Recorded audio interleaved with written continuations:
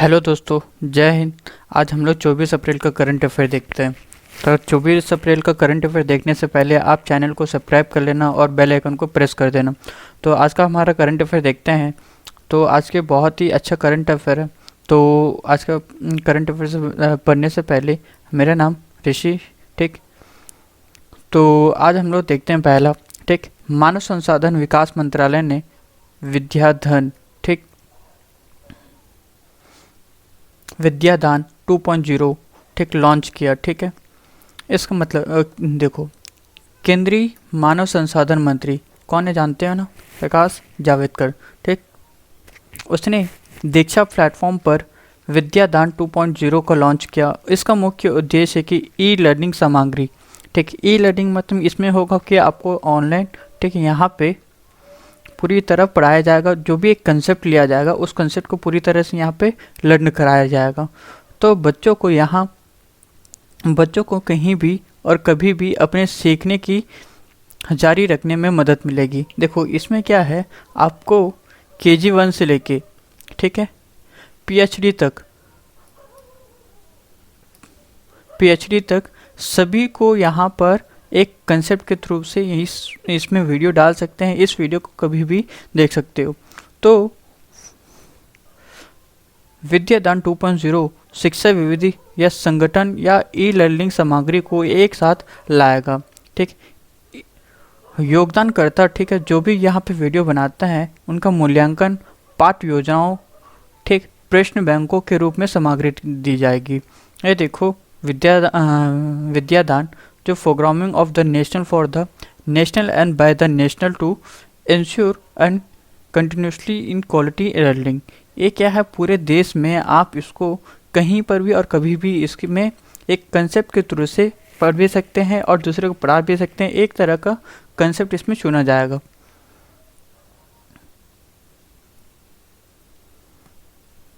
ठीक है। तो इसी में आपको बता दूं, ठीक है, तो मानव संसाधन में दीक्षा प्लेटफॉर्म, ये दीक्षा प्लेटफॉर्म क्या होगा इसके बारे में देखते हैं। यहाँ पे दीक्षा, ठीक है, दीक्षा शिक्षकों के लिए शुरू किया गया है। इसमें नेशनल डिजिटल इंफ्रास्ट्रक्चर है या शिक्षकों के लिए खुद को सीखने या प्रशिक्षण करने के लिए एक मंच के रूप में कार्य करता है।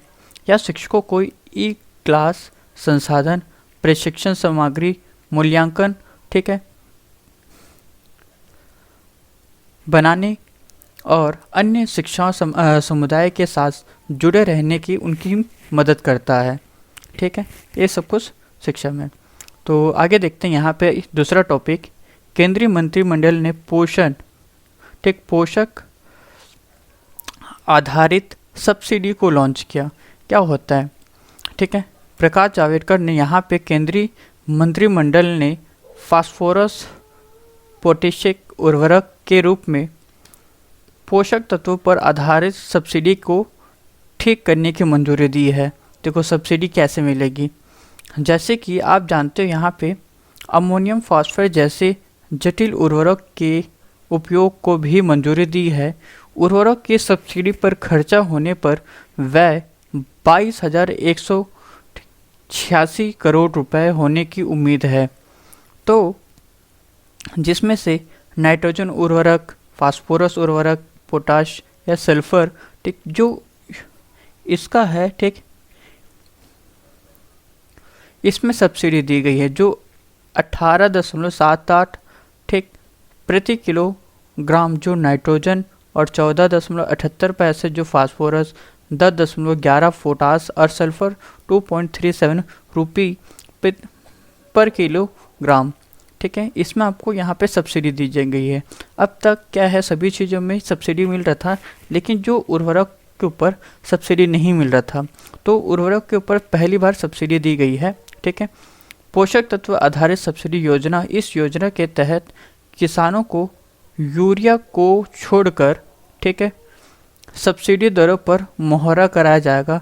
यह योजना NPK, ठीक है, NPK और S जैसे माध्यमिक पोषक तत्वों को सूचना प्रदान करती की, ठीक है। यहाँ पे NPK, NP का मतलब N होता है नाइट्रोजन, P होता है फास्फोरस, K होता है पोटेशियम, ठीक, S होता है सल्फर जैसे माध्यमिक पोषकों तत्वों की सूक्ष्म पोषक तत्वों पर केंद्रित है। तो आगे देखते हैं यहाँ पे, देखो कर्नाटक सरकार ने, जैसे भारत में क्या चल रहा है यहाँ पे आरोग्य सेतु चल रही है, वैसे कर्नाटक सरकार ने लॉन्च किया अपत मित्र, ठीक, हेल्पलाइन और एप्लीकेशन। कर्नाटक सरकार ने कोविड-19 से लड़ने के लिए अपत मित्र मोबाइल एप्लीकेशन और हेल्पलाइन शुरू किया। इस एप्लीकेशन को राज्य के मुख्यमंत्री, ठीक, कर्नाटक के मुख्यमंत्री कौन है, येदियुरप्पा, ठीक, येदियुरप्पा द्वारा लॉन्च किया था। इस एप्लीकेशन को उद्देश्य क्या है, जैसे ही आपका आरोग्य सेतु जैसे ही इसका भी काम है, इसमें क्या होता है, ठीक है, जो भी चिकित्सा मार्गदर्शन और सलाह प्रदान किया जाएगा। जब किसी व्यक्ति कोविड-19 के लक्षण होते हैं तो वह अपत मित्र के हेल्पलाइन नंबर पर कॉल कर सकते हैं, ठीक है। सेम ये भी ऐसे ही है, ये सिर्फ 12 घंटे की एप्लीकेशन है जो ठीक है सुबह 8 बजे से लेकर रात को 8 बजे के बीच में काम करेगा। यह हेल्पलाइन केंद्र 6 स्थानों पर है, ठीक है। देखो जो अपत मित्र 2 स्तरीय पर है, पहला श्रेणी पर है, ठीक है। एप्लीकेशन को आयुष पेशेवरों, नर्सों तथा छात्रों को स्वयं सेवकों द्वारा संचालित। दूसरा है श्रेणी में ऐप का प्रबंधक, MBBS पेशेवरों, स्वयंसेवी डॉक्टर और आयुष डॉक्टरों द्वारा की गई है। अगला देखें यहाँ पे PV सिंधु, नाम तो सुने होंगे, ठीक है। PV सिंधु, ठीक है, बैडमिंटन वर्ल्ड फेडरेशन अभियान के में राजपूत के रूप में नामित किया गया। आपको बता दूं PV सिंधु जो है IM बैडमिंटन, ठीक, अभियान के एम्बेसडर नामित किया गया है, ठीक है।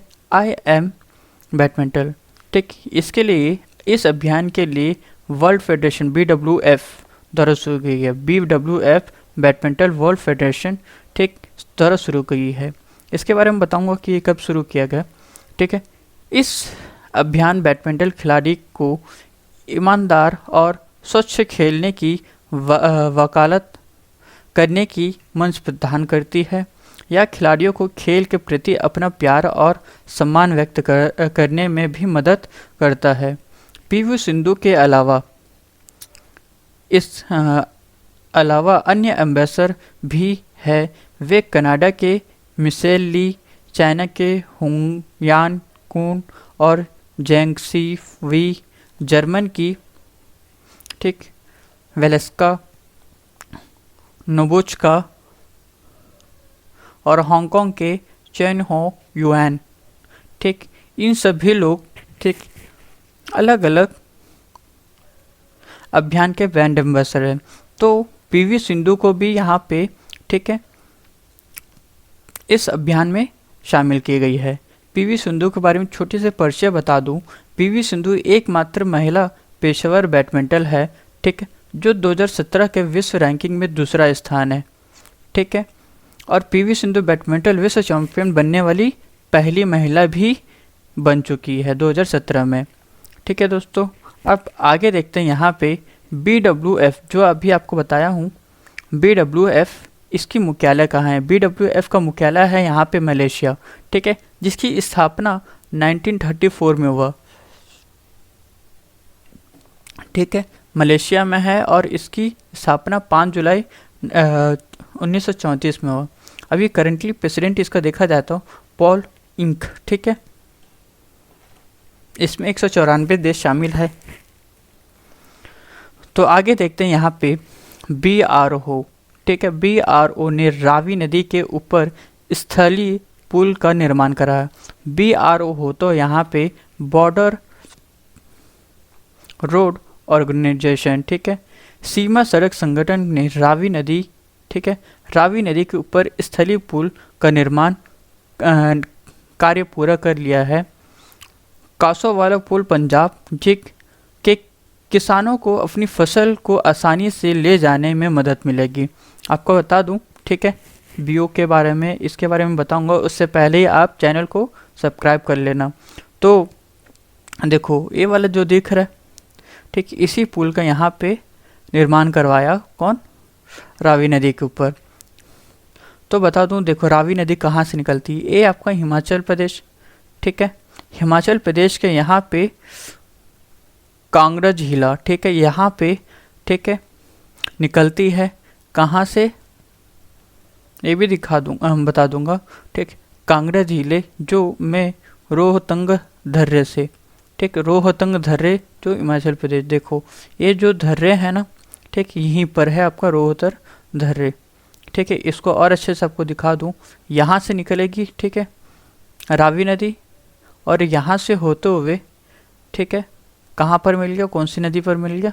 सिंध नदी पर मिल गया, ठीक है। तो हिमाचल से मिल गया या यहाँ से फिर पाकिस्तान में सिंध नदी में मिल गया। तो आपको दिखा दूं, ये देखो रावी नदी आपको यहाँ पे ब्लू कलर के टिक में दिख रहा होगा, ठीक है, रावी नदी जो हिमाचल में यहाँ पे मिल गया।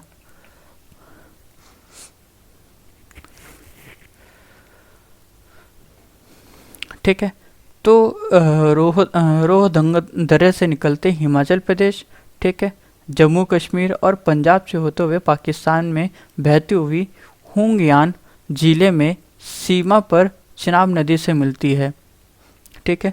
ये देखो दिख रहा आपको, चिनाब नदी भी दिख रहा होगा यहाँ पे, ये देखा चिनाब नदी, ठीक, ये है आपका चिनाब नदी, ठीक है, ठीक है। चिनाब नदी में कौन सी नदी मिल गई? यहाँ पे आपका रावी नदी मिल गया।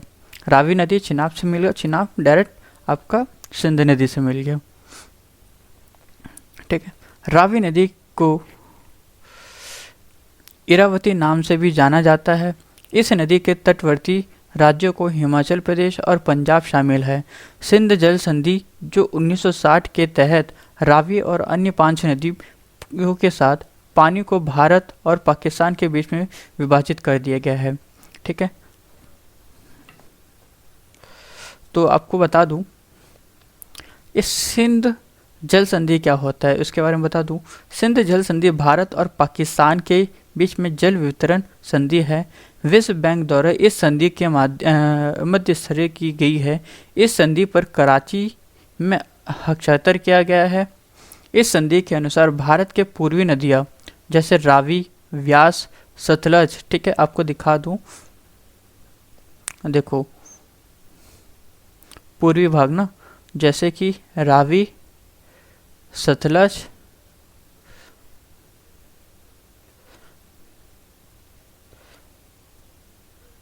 यहीं से निकलती है आपकी व्यास नदी, ये देखो व्यास नदी, सतलज नदी, ठीक है, और रावी नदी, इन तीनों को, ठीक है,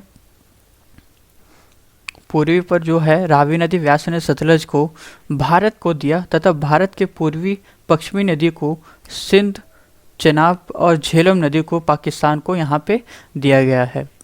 तो आगे इसका देखते हैं, ठीक है। अगला देखिए करंट अफेयर नासा, ठीक है। भारत में वायु प्रदूषण 20 सालों में, ठीक है, न्यूनतम स्तर पर रही। आपको बता दूं,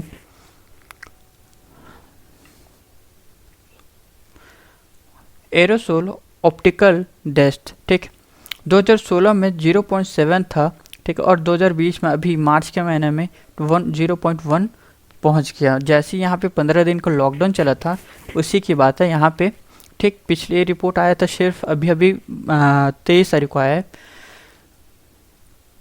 इसमें क्या होता है देखो, आपको दिखा दो ये सब कुछ, ठीक है। ये आपको जो येलो कलर है ये पूरा आपका पहाड़ी क्षेत्र है, ठीक है। जो यहाँ पे जो ग्रीन कलर का है, अगर यही वाला आपका जो डार्क ब्लू में रहता तो यहाँ पे पोल्यूशन ज़्यादा रहेगा, ठीक है।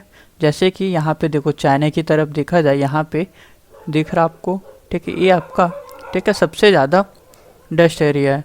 तो इसी के अनुसार यहाँ पे जो डस्ट एरिया है, ठीक है, उसमें अभी कुछ गिरावट दिखी है जो आपका 0.1 यहाँ पे पहुँच गई है।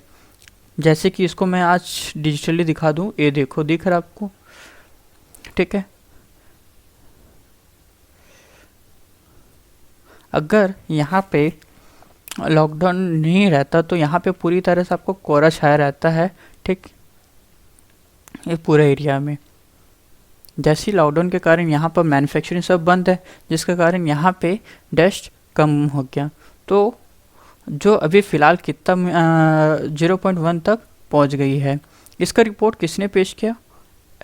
MODIS, ठीक, moderate resolution imaging separate radiometer, ठीक, इसने यहाँ पे अपनी रिपोर्ट पेश किया जो भारत का सबसे कम 20 सालों में सबसे कम यहाँ पे वायु प्रदूषण दिखा।